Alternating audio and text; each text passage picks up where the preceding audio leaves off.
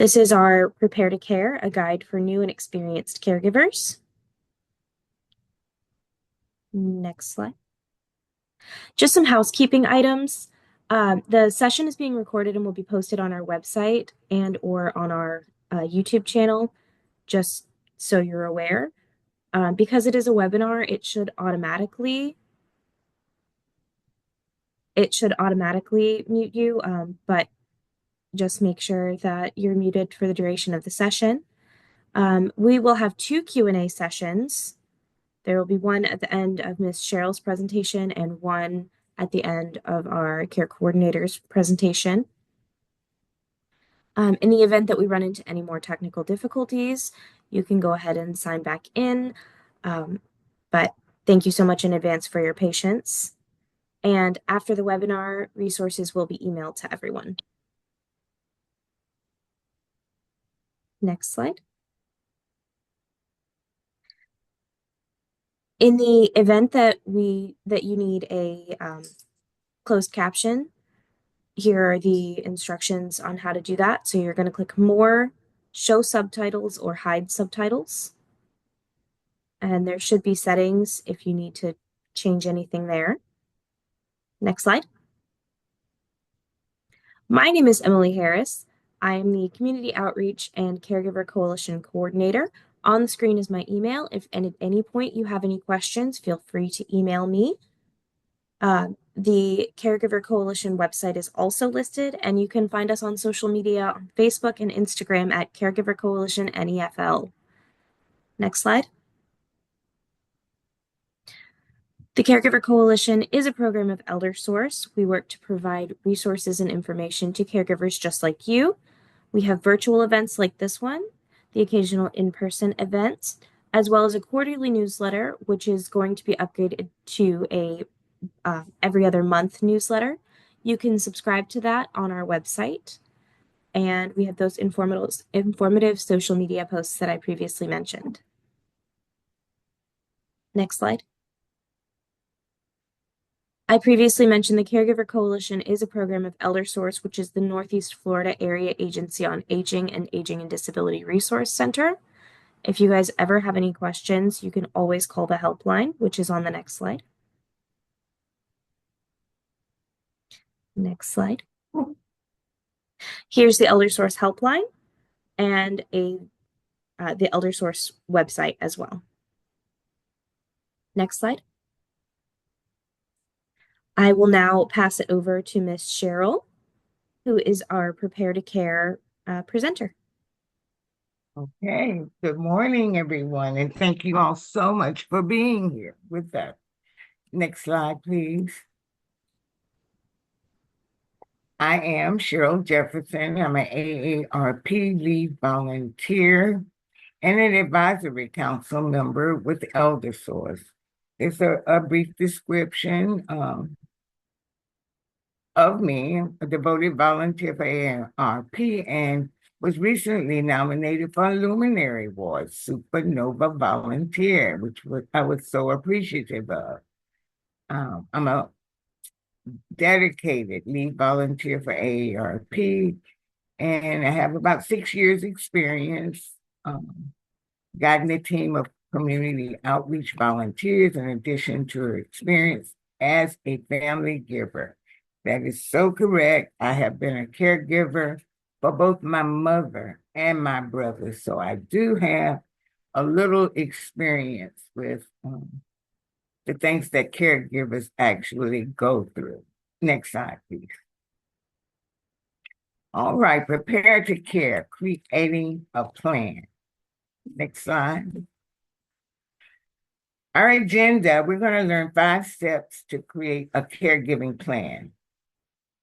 Connect with other family caregivers to share tips and information, and learn about resources that are available to you.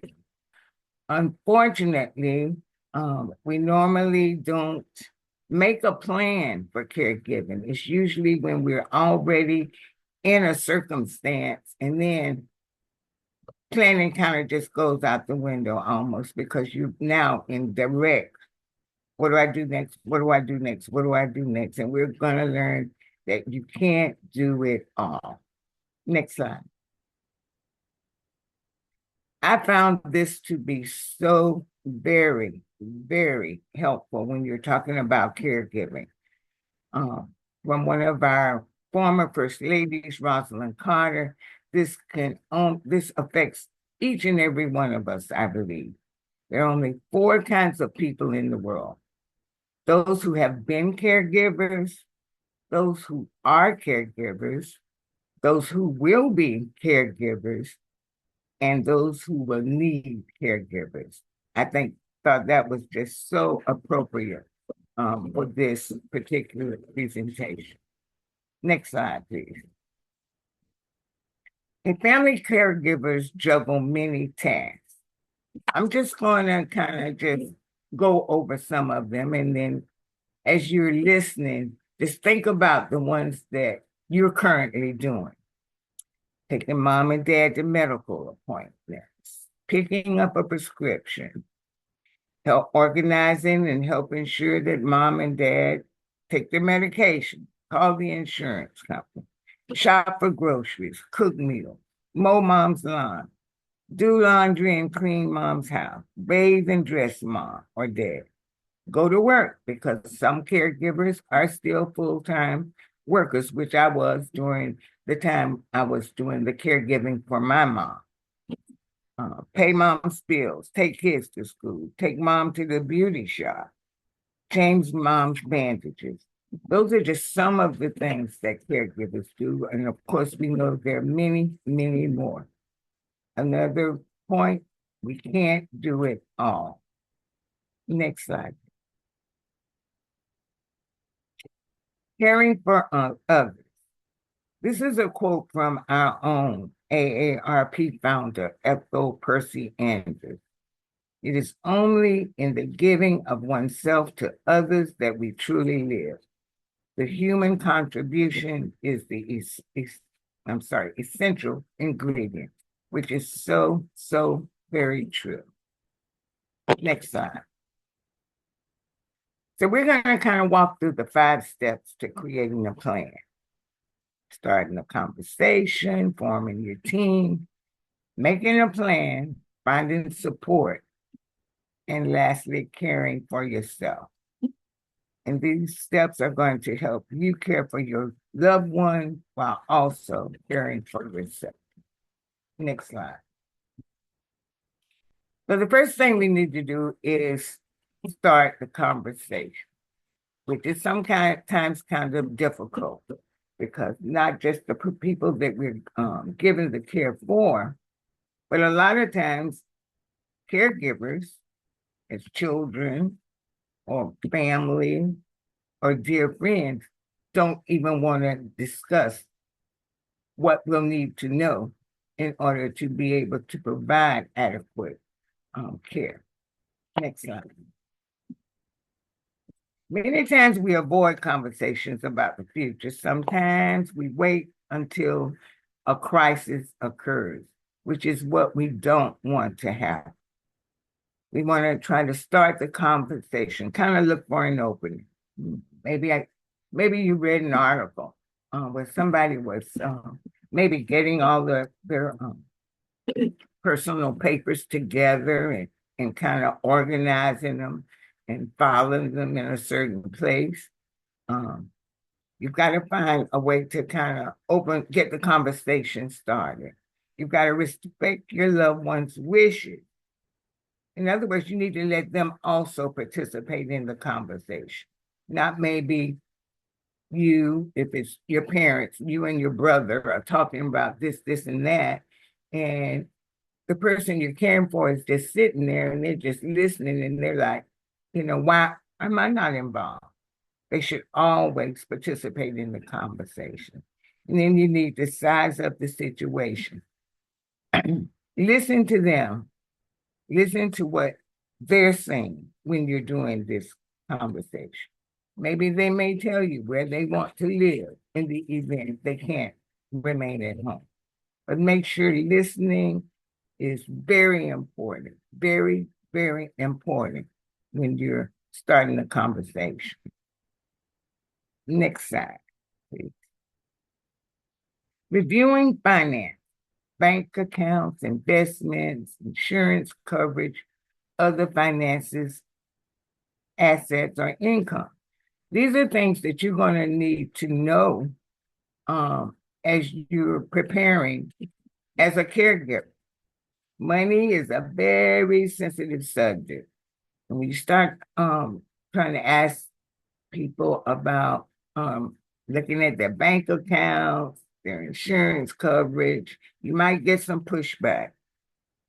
But you need to know in the future how you're going to be able to pay for the housing, health care, groceries, medication, transportation. Do they have long-term care insurance? AARP does have a caregiving financial workbook that is available, but focus on health, housing, and money management. Next slide. Counter resistance. Again, you're going to get that pushback. I just don't want to talk about it. Maybe the person you're giving care to has a friend, a very close friend, that might be able to get that conversation started. Another family member, a faith leader, even their doctor. But we definitely want to make sure that we can obtain the information we need so that your caregiving journey is a smooth one. Next slide. You've got to form your team. A few minutes ago, I went over several of the things that are expected to be handled, and no one person can do it all alone. It's too big of a job for one person. You need family members, neighbors, church members. And I do know that a lot of times when you're going through these situations, people will tell you, let me know if you need anything. Just give me a call. But how many of us actually do that? When someone offers to help you, you need to accept it. And then you form your team. Next slide. So you're going to look for team members who live nearby, for cooking meals maybe, or maybe available to take them to a doctor appointment. Can help with simple tasks, yard work. You may have somebody that's able to do yard work, because somebody else may volunteer to do that. Would share their talent. You're going to need to make a calendar of who does what and when once you get your team formed. And don't hesitate to ask others for help. And please, please, when people offer, accept the help. Accept the help. Next slide. Building and supporting your team. You determine the number of team members based on the number of tasks that you come up with. Not too many think of their roles or tasks, etc. You assign roles and responsibilities, and always, always focus on the care recipient and their desires. That goes back to making sure that you're listening. Next slide. So we're going to make a plan, and we need to first look at what the immediate needs are based on the current circumstances.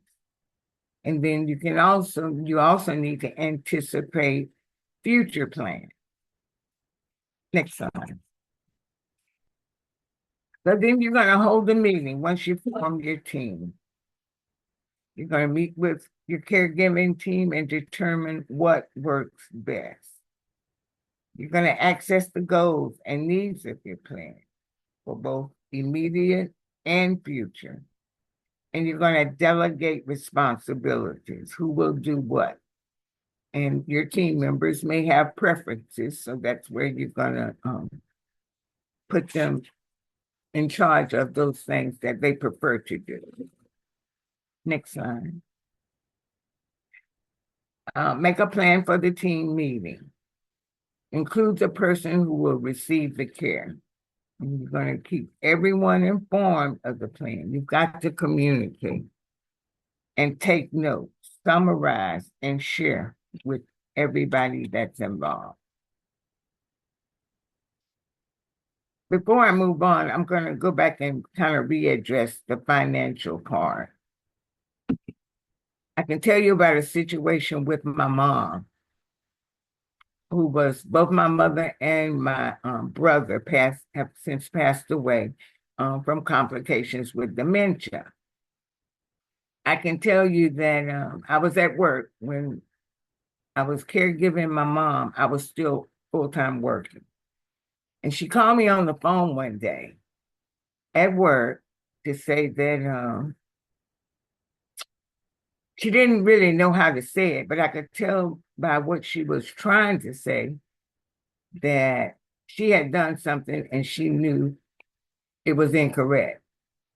So she let me know that somebody had called her on the phone and was asking her information about her bank account, her social security number, her bank account number, et cetera, et cetera. So I had to immediately leave work and go to her house. At that time, I was not a power of attorney for her. I was going to her house. I was writing all the checks, making sure all of her bills and everything were paid. But it was at that moment I knew we had to do something. So what I did was I went to the house because the bank wasn't going to talk to me because I wasn't on the account. I had to go to her house, put her on speaker, and let her approve for the bank to talk to me. But that was a very critical moment. So I was added to her bank account, and I, at that point, drew up a power of attorney. So if you have those options available to you so that you can make sure that business is being taken care of as it should be, then it's very important that you do so. Not wait until the person you're giving care for is in a position where they can't make decisions on their own. So you're going to make a plan for the team meeting. Next slide. Finding support. You and your team are unable to provide the care that's needed. So you're going to need some support from other sources. Next slide. Types of support. You've got community resources, professional help. And in each and every one of the presentations I do, I always mention ElderSource because they were so helpful to me when I was going through my brother's journey. Unfortunately, when I was dealing with my mom, I wasn't aware of these community resources. So you have your local agency on aging, and you have ElderSource, absolutely, that you can reach out to for assistance. Next slide, please. More support ideas, hire help. Initially, when dealing with my mom, of course, she wanted to stay in her home. I promise you, I must have gone to every assisted living facility in Jacksonville. Of course, I first went online and looked at some of the ratings that these different places had. So I was able to eliminate many because, I could see that they weren't up to par. I went to everyone that was up to par. And with my mother having dementia, a lot of them had areas where they kept people with dementia. And in my journey and looking at some of these places and just going in and just kind of seeing how it appeared that these people were being just pumped up with drugs. They were nodding out, they were drooling, I knew this was not the type of place that I would ever have my mom go to once she was unable to live in her home. So I tell you what we did. There was one that I really liked. And I talked to the staff there and told them, what my desire was. So they said, so why don't you do this? Why don't you have your mom come over for lunch? So I did. I got my mom to come. Let's go to lunch. And then we toured the facility and everything. I had both my husband and both my kids. They joined us. The food was delicious. The place was, I thought, perfect. And at the end of the visit, I asked my mom, I'm like, well, how do you like it? Oh, it's nice. I'm like, you would probably, be sharing a room with someone and blah, blah, blah. And at the end of the day, my mom let me know her husband had bought her a home, and that's where she was going to be living. So we could just tell these people thank you and goodbye. So I eventually, as time passed and the dementia started to worsen, again, I was still working myself. I had to hire help to come in to sit with my mom during the day. I tried to get her to come live with me. She came and she stayed maybe about 2 weeks because it would have been so much easier. She lived with me. I could have her still hire help and have them come in during the day. But then both my husband and myself would be home in the evenings, and that would have been just perfect. So one day, we'd already eaten lunch. She was in her room, and I walked in there and I saw her. She had her bags packed, her purse on her arm, and she let me know that she was ready to go back home. Living with me was not going to be an option. She had a home. So you're gonna go through some resistance as you go through this journey, but you're gonna have to overcome it at the best way that you can. Um, Securing their safety at home, grab bars, handrails, and you don't want to have like these throw rugs all around that they could possibly trip on. And explore housing options, which is what I just mentioned, which I did, assisted living facilities, nursing home care, that type of thing, and support group. AARP does have a Facebook group for caregivers. So what eventually happened with my mother is she got a UTI and she had to be hospitalized. And the dementia had gotten to the point where staying at home was not an option. The people that I had coming in to kind of look after her while I was working, my mom worked, she couldn't have been more than 5 feet. And she walked with a cane. People would come over, the caregiver would come over. Of course, I brought them in, introduced them to my mom, and they just kind of sat for a while. We all did, and kind of chit chat to try to get her comfortable with having someone come in. Before I knew it, I was getting calls at work to let me know she's not letting you in the door. She lived alone. My father passed away when I was like 19, so she has been living alone once I moved out.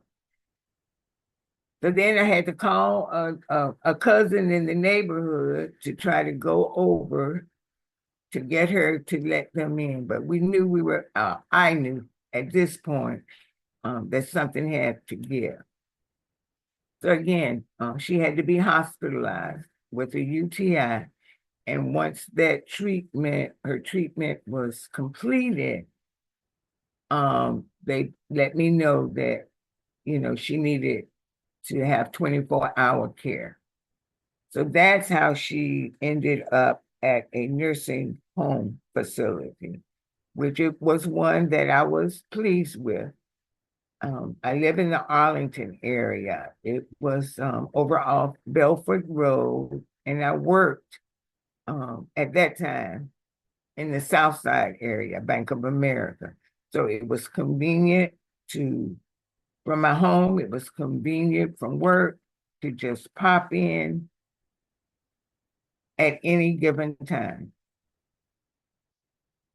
One thing is for sure, if you're the person you're giving care for, and just because they're now in an assisted living facility, you'll find that you're still giving care, because I did not allow her clothes to be washed, you know what I'm saying, at the facility.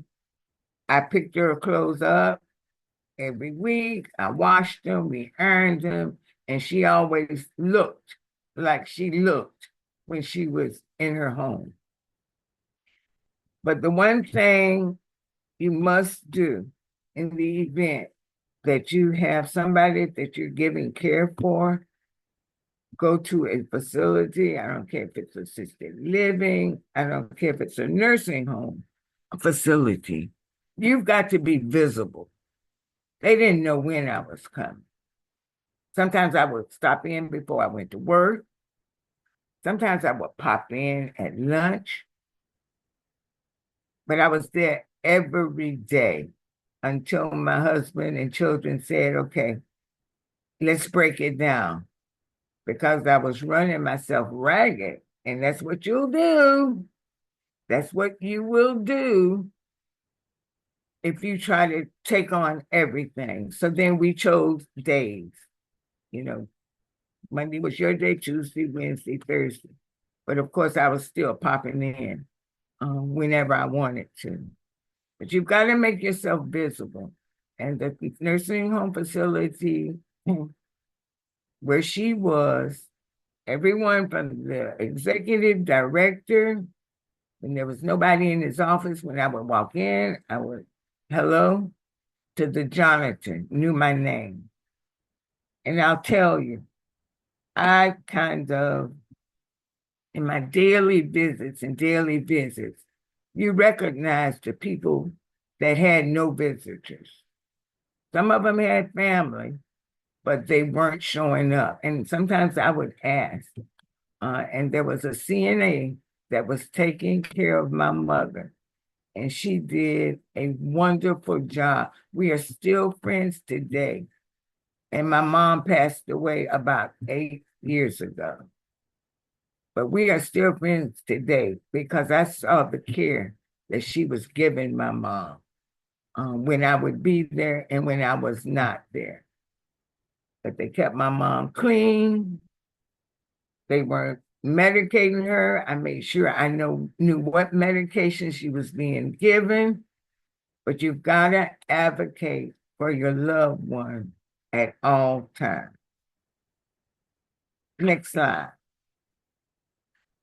Care for yourself. Now, this is one, I don't care, whenever I do a presentation, I believe it should almost come first. Because if you're not caring for yourself, how are you going to be able to care for someone else? I can tell you, as I went through the journey with my brother, he got hospitalized he was in an assisted living facility. He got hospitalized with pneumonia. And he was there for over a month. And they were trying to talk to me about just keeping him comfortable, but I was trusting and believing that my brother was going to come through it. I can tell you I was at that hospital every day.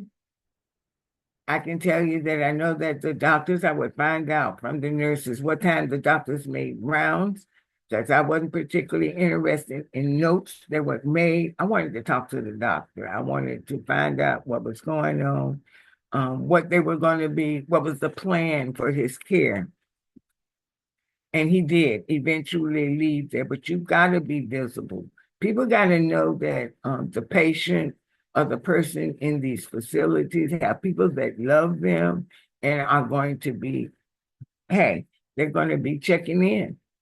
They're going to be checking in. Next slide. Tips for caring for yourself, which I don't think many of us, I know I didn't. I wasn't. I can tell you when my brother was in the hospital, there were days I pulled up and parked. And before I got out the car, I had to just tell myself, just one step at a time. That's just how tired, just how exhausted I was. And I would get out the car and I just talk myself into it, just one step at a time, one step at a time, and I'll make it to the room. But that's just how exhausted I was. So you've got to tap into your resources. You've got to use technology. When you're still working, ask your employer, let them know what you're going through. They may have services that you can access to kind of help you through it. And you've got to review your finances, because 9 times out of 10, if you're giving care for someone, you're going to be coming out of pocket. So even with both my mother and my brother, when Social Security and their Social Security checks, which was all the income that either of them had at that time, would not cover the kind of care that I wanted for them, we had to come out of pocket. My husband, I appreciate him so much. I mean, every month we had to come out of pocket so that we could bridge that gap between what they were receiving and what was needed for their care. Next slide, please. Here's some tips for caring for yourself. You talk to your doctor. You need to let your doctor know what you're going through. Maybe he has some suggestions on how you might manage stress. Let him know that you're a caregiver. And I mean, you just got to spill the beans and just kind of see what type of assistance that you may be able to get. Advocate for you and take advantage of caregiving services and support. Respite. I never used any respite. It was myself, my husband, and my kids, and that was it. And take a break. You don't have time to take a break. That's what you think as a caregiver. But you need to exercise, sleep, healthy eating, staying connected with friends. And I've been there, so I know we don't do that. But in order to be able to take care of someone else, you've got to take care of yourself. Next slide. And then there's some resources here. AARP's Caregiver Resource Center, along with their website and phone number. And then there's a community resource finder. The Florida Council on Aging, and I've already mentioned ElderSource, was a godsend when I was going through it with my brother, which is why I'm one of their volunteers today, because I really appreciated that help. I didn't even know it existed. And it made things so much smoother for me. And I never forgot that. I never forgot that. So tap into your resources so that you can try and be as well as you can in order for you to take care of the person you're giving care for. Next slide, please. And in conclusion, we looked at the 5 steps of creating a caregiving plan and the resources available. And I hope that each of you took at least one thing away from this presentation that will help you along on your journey. And if you've not started it yet, that could help you once you do get started. Next slide. And I thank you so much for joining. Does anybody have any questions for me?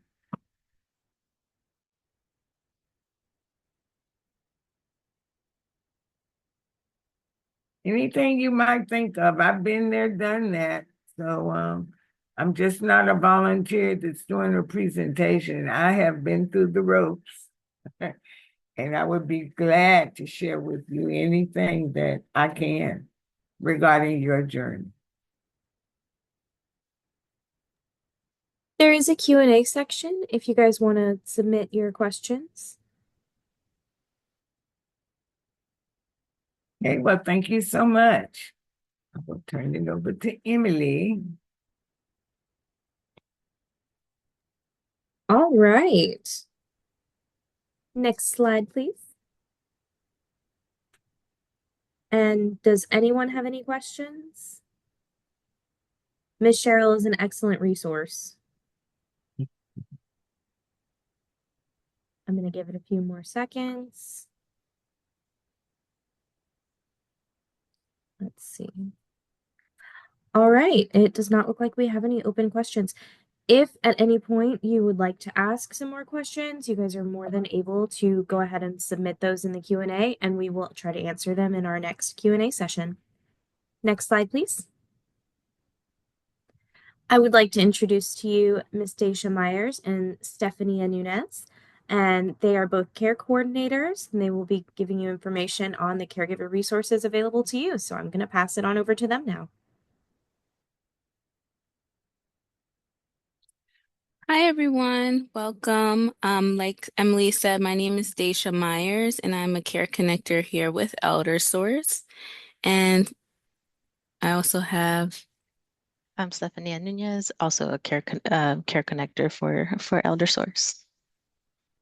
And we are part of the Direct Programs team, and we help supply resources and information for caregivers to help prevent caregiver burnout.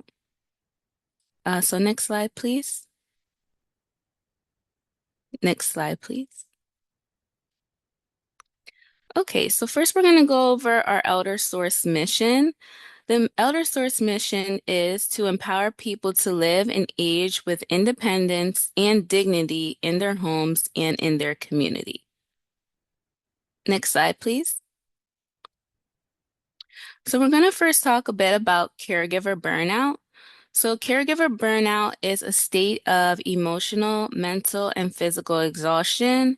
And this can typically occur when a caregiver does not take the time to replenish their own well-being. And during caregiver burnout, the caregivers often get to the point where both the person you are caring for and yourself are both suffering. Next slide, please. So here are just a few statistics about caregiving in the US. Okay, so 1 in 6 Americans are caring for an adult with an illness or disability. The average age of a caregiver to American adults with illness or disability is 49 years old, and more than 90% of caregivers say they value the experience. Now, 20% of caregivers suffer depression, and as we can see, that is quite a large number.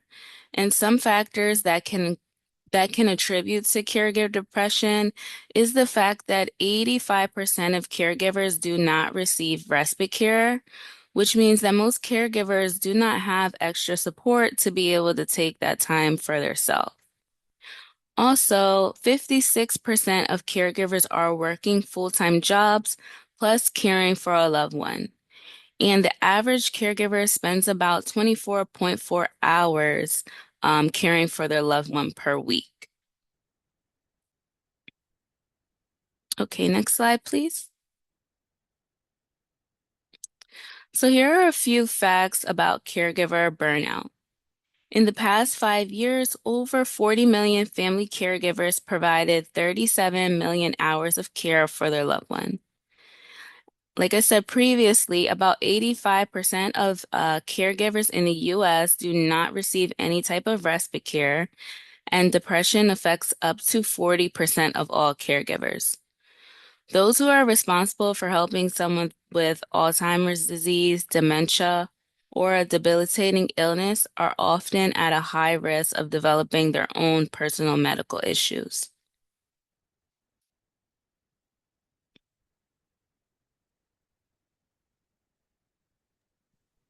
Some common signs and symptoms of caregiver burnout are irritability. Maybe you snap at people for small things or lose patience easily. For withdrawal, perhaps you don't stay in touch with friends and activities like you used to. With fatigue, perhaps you're constantly tired and exhausted. Insomnia, you may have a hard time getting to sleep, staying asleep, or you sleep restlessly. In regards to apathy, maybe you feel numb and must force yourself to do routine caregiving tasks. Uh, or maybe you experience appetite changes. You eat more than you used to, or don't feel like eating anything. And with guilt, maybe you think you're not doing enough, or you feel resentment for how much you're doing. Next slide, please. Some root causes of caregiver burnout are expectations of oneself. Unrealistic expectations of oneself are a significant contributor to caregiver burnout. Some examples are, I should be able to handle everything on my own. I should be able to anticipate my loved one's every need, or I should never make mistakes. Expectations from others. Some caregivers also feel societal pressure that they aren't doing enough, while friends and neighbors are quick to praise a long-suffering son, daughter, or spouse who stays at home and puts his or her life on hold for their loved one. They may not understand or sympathize with anyone who cannot make such a noble sacrifice. And with identity discrepancy, in family caregivers, it refers to the struggle between one's pre-caregiving identity and the new identity one must adopt as a caregiver. This internal conflict, like the previously mentioned root causes, lead to significant distress and contribute to caregiver burnout.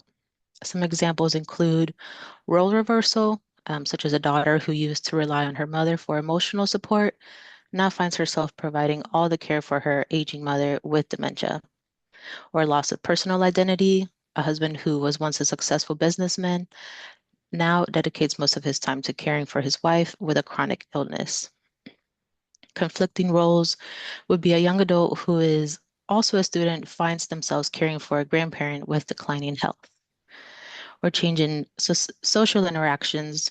A caregiver may find their social life drastically reduced due to the time commitment and emotional burden of caregiving. They may feel isolated from their friends and previous social activities, leading to a sense of disconnection and a shift in their social identity. And discrepancy in values. A caregiver who values independence and autonomy may struggle with providing personal care for a loved one, as it requires them to perform intimate tasks and make decisions for someone else. If you recognize yourself in these examples, it's important to remember that you're not alone. Many caregivers struggle with these unrealistic expectations. Seeking support, adjusting your expectations, and practicing self-compassion and self-care are vital steps toward preventing and overcoming caregiver burnout. Next slide, please. So on an airplane, an oxygen mask that sends in front of you, what do?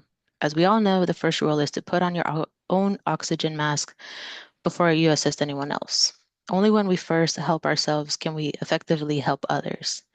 Caring for yourself is one of the most important and one of the most often forgotten things you can do as a caregiver. When your needs are taken care of, the person you care for will benefit too. So take regular breaks. pencil in regular time for yourself, at least every day.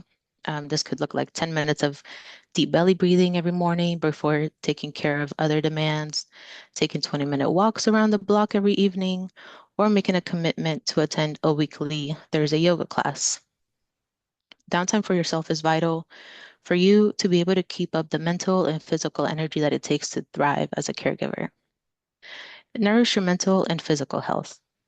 Ignoring your own need for downtime and nourishment will leave you feeling tired and depleted with little energy and patience to take care for another.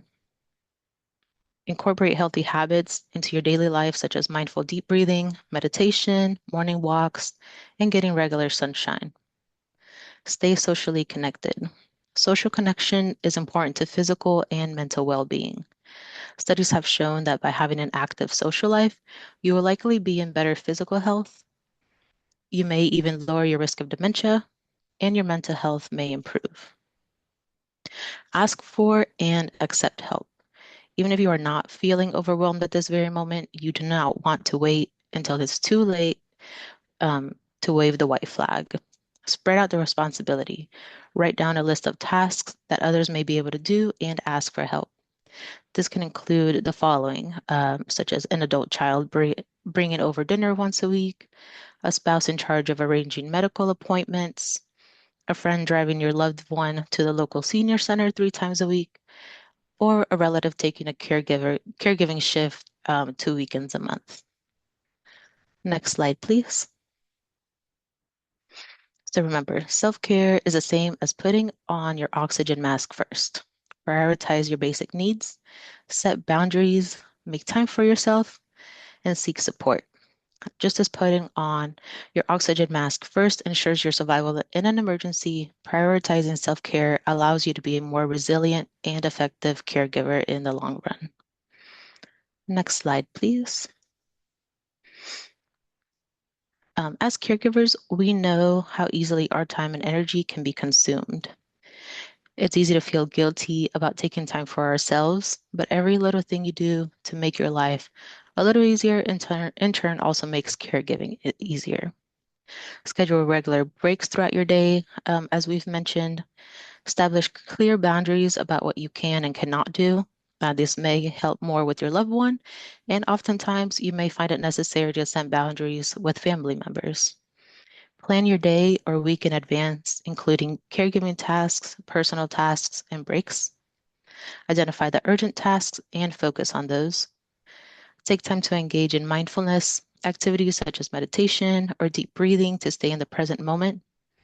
Even 5 minutes of deep breathing can make a difference. And if necessary, deep breathing is something you can do in the middle of a difficult or stressful situation. Be prepared to change and adjust your schedule if need be. I'm sure even in your personal life, you've had to change plans, even more so when caring for one or more individuals. Finding time can be tough, but keep trying until you find what works. And if or when that strategy doesn't work, try something else, maybe even something that didn't work the first time. Next slide, please. Okay, so now we're going to discuss a few of our caregiver programs that we have available through ElderSource. Next slide, please. So first we have our virtual caregiver support group. This is a support group that meets every Wednesday at 1 p.m. and it's on Zoom. So it allows caregivers to connect face-to-face in real time with other caregivers using today's technology. To be able to participate, you will need access to the internet. However, if one does not have access to the internet, they can call in using their phone. So they must have a smartphone, a laptop, iPad, or a desktop computer to be able to connect. Each session is typically 60 to 90 minutes long. And to be eligible, the person must be a caregiver. It does not matter the age. It also doesn't matter where they live. They can be anywhere in the world, and as long as they're caring for someone.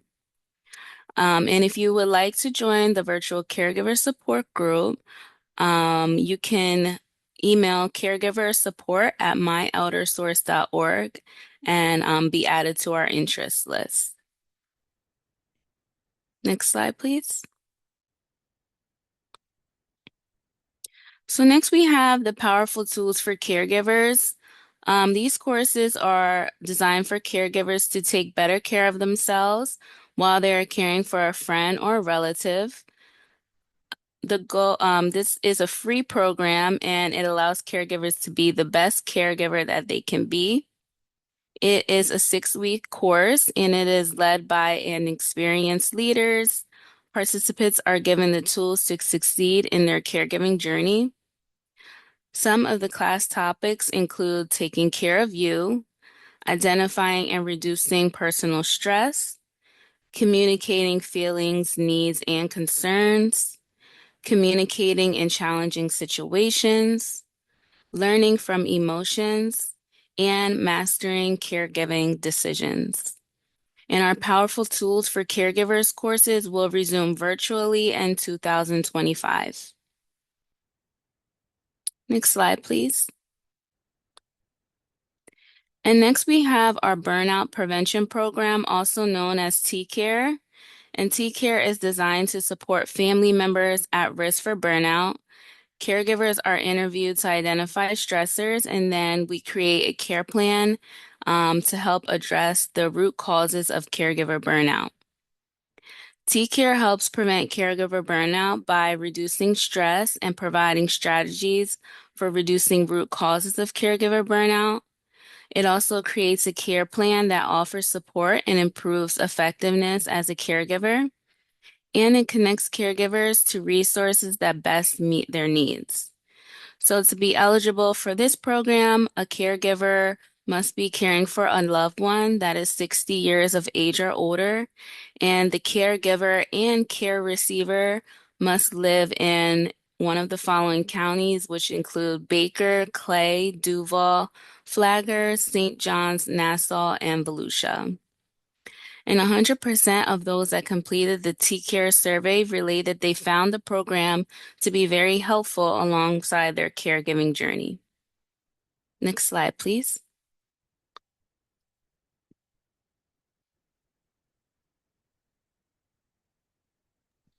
Maybe asking yourself, how do I access these programs and services?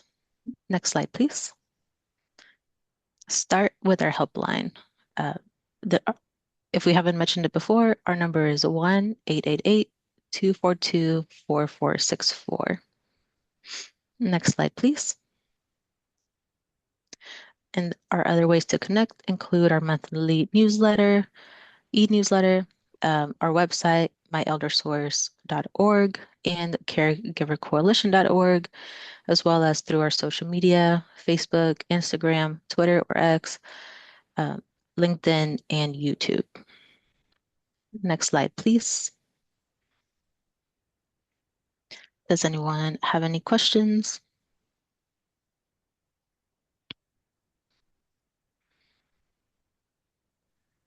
Hello. All right, so we definitely have some questions in the Q&A. Okay. Brandy would like to know, how do I get my husband to acknowledge his dad needs help? Okay. Something that I found to be helpful was if you could possibly do a sidebar with his physician.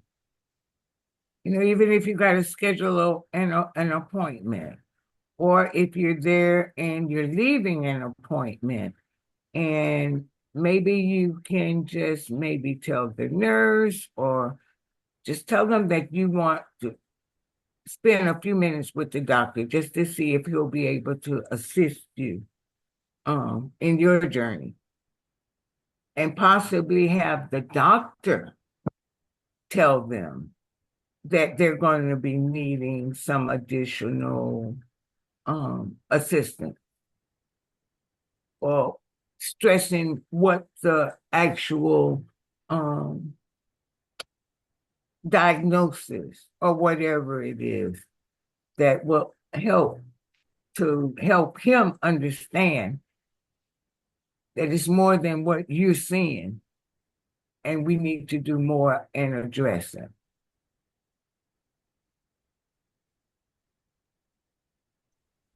Thank you so much, Cheryl. All right, we have Kathy would like to know if we can make contact after this seminar. Absolutely. So Perfect. Yes. yes. So my email has been listed. We will also be sending out a follow-up email with the resources provided in this presentation, and you can make contact through the ElderSource helpline.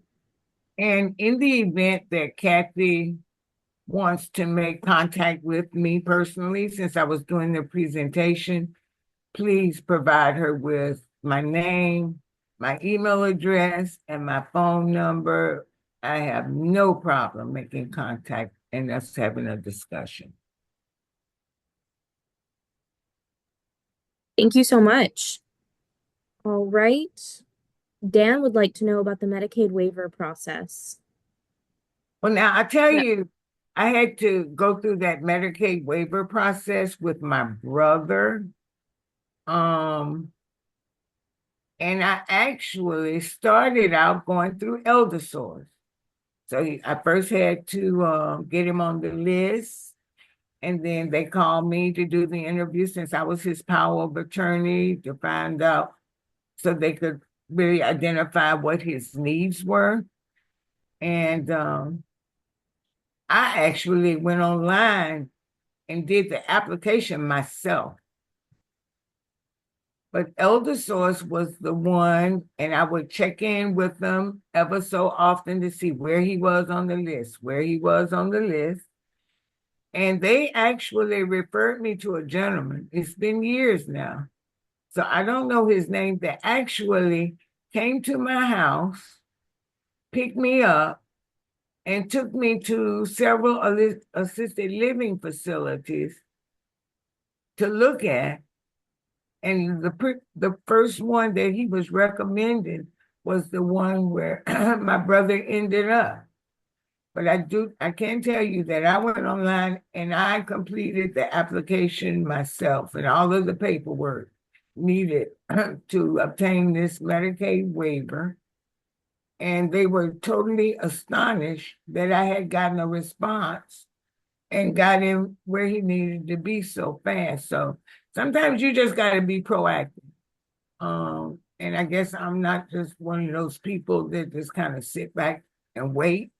If there's something I can be doing to get the process moving a little quicker, then that's what I did. But you might want to reach out to ElderSource and go through them, and they'll be able to guide you. So I'm just Yeah, going to I jump would in. say Oh, go definitely ahead. No, you're good. start by contacting the ElderSource helpline and they'll start helping you with the Medicaid waiver process, like Cheryl said. Correct. So I just wanted to clarify real quick. The individual that Cheryl is talking about was not an ElderSource employee, but we can absolutely help you on the ElderSource helpline. Correct. All right.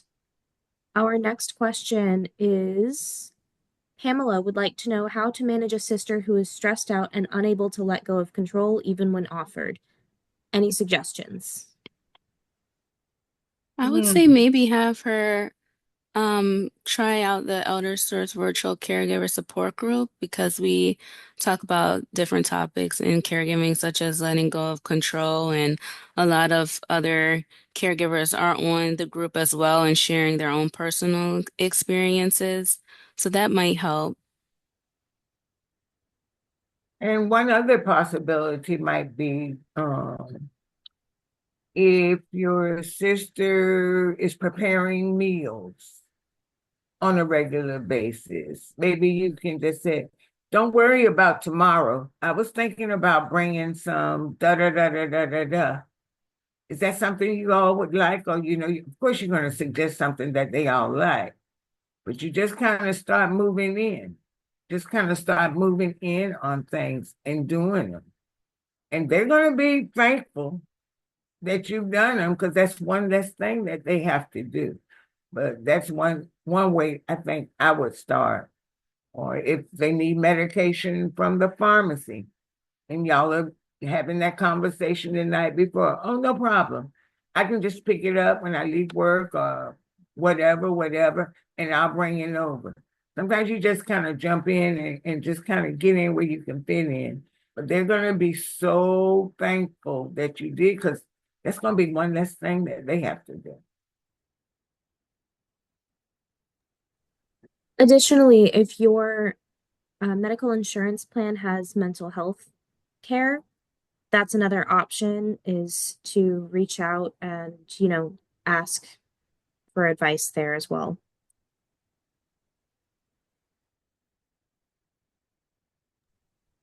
Dan would like to know if we can put up the first slide with the stats on the burnout.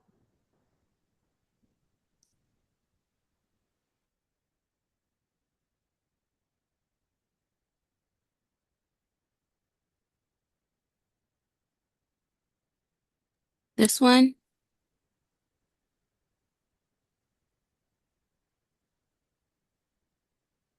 There's that one, and then I believe the next slide also has burnout facts as well.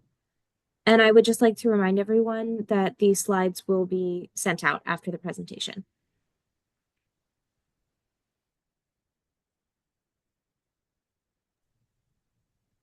Brandy would like to know how we find the T-Care program available in our county.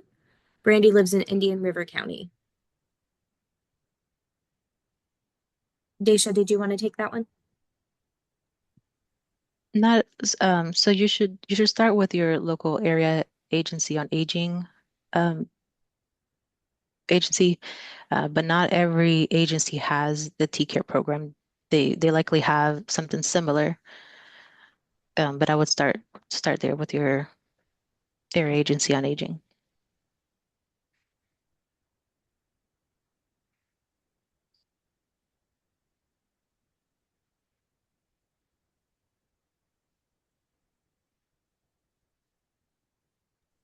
All right. If you're able to Google, you can search Florida Area Agency on Aging. But while we answer the next couple of questions, I will be finding a link to the Area Agency on Aging for your area. Next question is from Kathy. Kathy has been trying to take notes. Is there a hard copy of the info going to be shared today? So I will be sending out a follow-up email with all of the slides as well as additional resources. There will also be a survey at the end. If you are interested in receiving a hard copy of the Prepare to Care Guide from AARP, you can enter your address in one of the questions. There is a prompt there, and you can receive that in the mail. All right. Kathy would also like to know, is ElderSource available throughout all of Florida?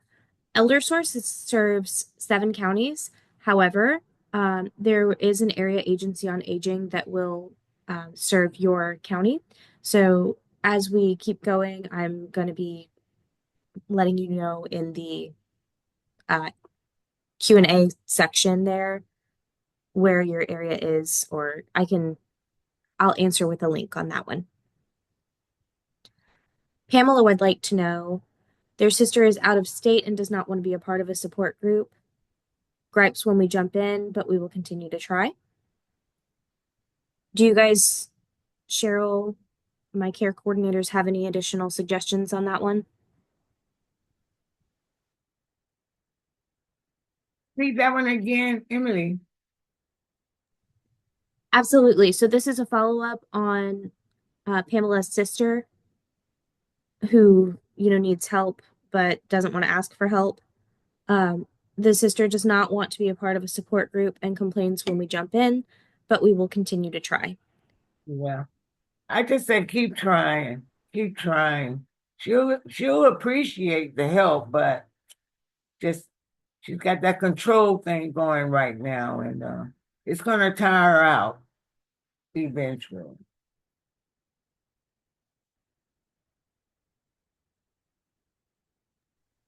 Thank you very much.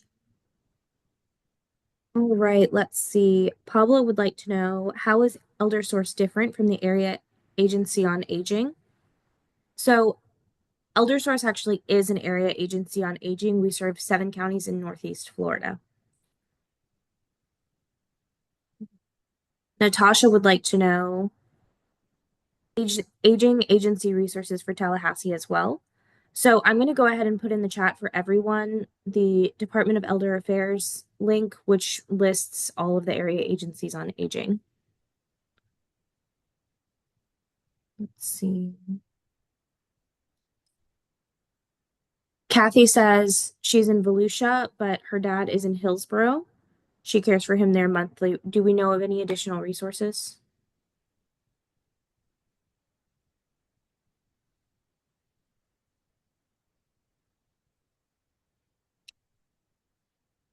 Andrea, do you want to take that one? Hi, everybody. I'm Andrea Spencer, and I'm VP of Communications here at ElderSource. So it is a little bit complicated to understand how the system works. As Emily explained, we cover 7 counties in Northeast Florida, but there are a total of 11 area agencies on aging in Florida. And as a matter of fact, there's over 600 and some 620 across the country. So if your loved one lives in another county, they are part of this national network, and how we're all connected is because we are funded by the Older Americans Act. And those area agencies on aging in Florida are not only funded by the Older Americans Act, but they're funded by the Florida Department of Elder Affairs. So when Emily puts in the link to all the ones in Florida, you'll see how they're divided up county by county. And then there's a resource in there where you can find Hillsborough. You can find the one in, Pasco Pinellas area. So that's how we are all connected here in Florida. So when there were a couple of questions that were asked specifically about T-Care and they were outside of our area, like in Indian River County, it may or may not be offered as a T-Care program, but more than likely they probably also have other caregiver resources that are offered by that particular area agency on aging. So even though you don't live here and you're tapping in from an outside area, there are more than likely resources. So as I said, if you live in Denver, Google Denver Area Agency on Aging, and you will be connected to that area agency on aging for the particular area you're searching for. Most of us are separate 501c3s or nonprofits, but some are connected to city and county government. So Emily will give her contact information or my contact information after the presentation, and we are happy to help you figure that out in case it's a little confusing. And she'll put that link not only in the chat, but we'll attach that to the follow-up email that everybody's going to get after. So, and please, and she's going to encourage you once again, if you fill out that survey, we want to know how we're doing. Cheryl's Prepare to Care will be offered as a PDF, but sometimes I know people like a hard copy. So we are happy to mail that to you if you complete that survey. So, and I think I've answered that question, but if there's anything else, I'll hang around for a little bit longer. Perfect. Thank you so much, Andrea. So the survey should pop up after the meeting is over, or after the webinar is over. The survey will pop up in your browser, and you can enter your address in one of the questions there, which will prompt you to enter your address. Does anyone else have any questions?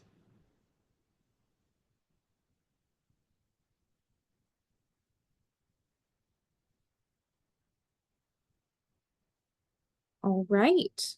Let's go ahead and go to the next slide, please.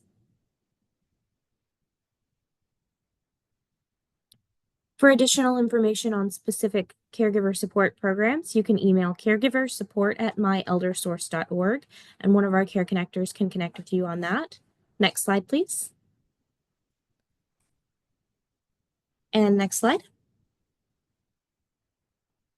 We are also asking, are you willing to share your caregiving journey? So ElderSource and the Caregiver Coalition of Northeast Florida are both looking to elevate the voices of family caregivers, both for advocacy and to spread awareness of their admirable efforts. If you are willing to share your caregiving story, please email me at emily.harris@myeldersource.org. I will also be including this in the follow-up email just as a reminder. Next slide, please. All right, and that's one more reminder that the Prepare to Care guide will be mailed to you if you answer the survey question. Next slide. Thank you very much.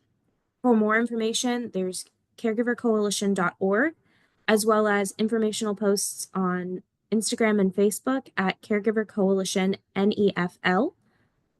The ElderSource Facebook and Instagram is ElderSource Jax. You can find that just by searching ElderSource in Facebook or Instagram. Again, if you have any additional questions, you can email me at emily.harris@myeldersource.org. All right. Thank you very much, everyone. I hope you all have a wonderful day.